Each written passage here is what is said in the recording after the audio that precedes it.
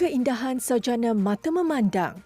Terletak di kampung Sungai Burong Tanjung Karang, Selangor, hamparan menghijau sawah padi ini adalah lokasi strategik bagi Nasiruddin Ngadi, 48 tahun dan isteri Azurina Bacik, 43 tahun serta anak-anaknya mencari belut sawah sebagai sajian menu istimewa di gerainya.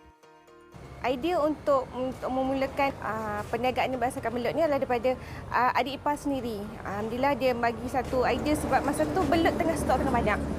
Lepas tu bila diperkenalkan, kita pelbagaikan menu. Bila pelbagaikan menu, alhamdulillah sambutan tu masa tu tahun permulaan tu harga tengah murah. Tapi bila lama kita dah pelbagaikan menu dan sambutan memuaskan, alhamdulillah. Dan tengok daripada luaran, daripada orang persekitaran, kita tambah lagi sikit menu. Aktiviti menangkap belut boleh dianggap sebagai mainan harian, tetapi ia boleh bertukar kepada skala lebih besar atau seolah-olah menjadi pesta pada musim tertentu. Bagi Azurina sekeluarga, ini adalah lubuk rezeki buat mereka. Menangkap belut di kawasan sawah padi adalah aktiviti yang dinantikan hampir setiap hari. Belut kalau kita Google sebenarnya dia pelbagai. Dia ada dekat laut, dia ada dekat sawah, ada dekat kebun dan ada juga dekat kawasan daratan. Tapi yang sekarang ni sebab saya berada di kawasan sawah dan kebun sawit, jadi saya dapat punca ni daripada dua sumber lah, daripada sawah dan kebun. Kalau yang bahagian sawah dia berwarna kuning, kalau yang kebun dia warna kegelapan. Dia beza daripada segi rasa juga. Kalau yang sawah, dia lebih lembut sikit. Kalau yang kebun, dia kenyal-kenyal. Dia yang sudah mengusahakan gerai makan berasaskan ikan belut lebih daripada 18 tahun ini, sedikit pun tidak kekok untuk mengendalikannya.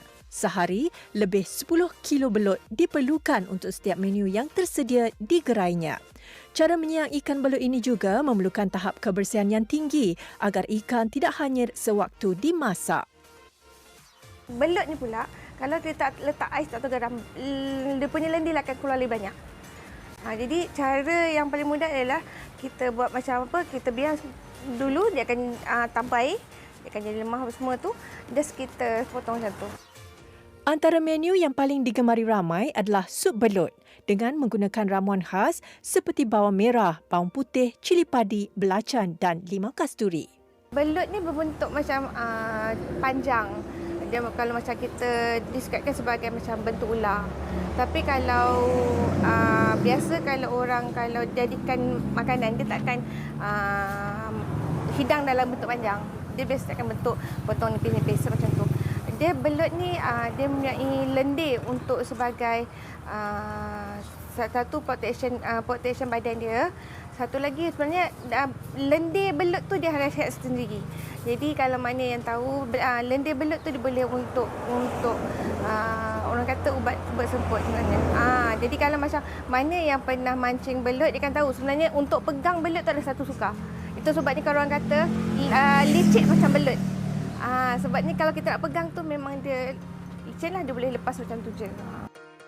Belut mempunyai khasiat yang sangat tinggi. Selain sumber protein, ia juga mempunyai pelbagai vitamin antaranya omega 3, omega 6, vitamin A, C dan E. Di dalam perubatan tradisional, belut dipercayai dapat membantu menyembuhkan luka bersalin dan penyakit tertentu.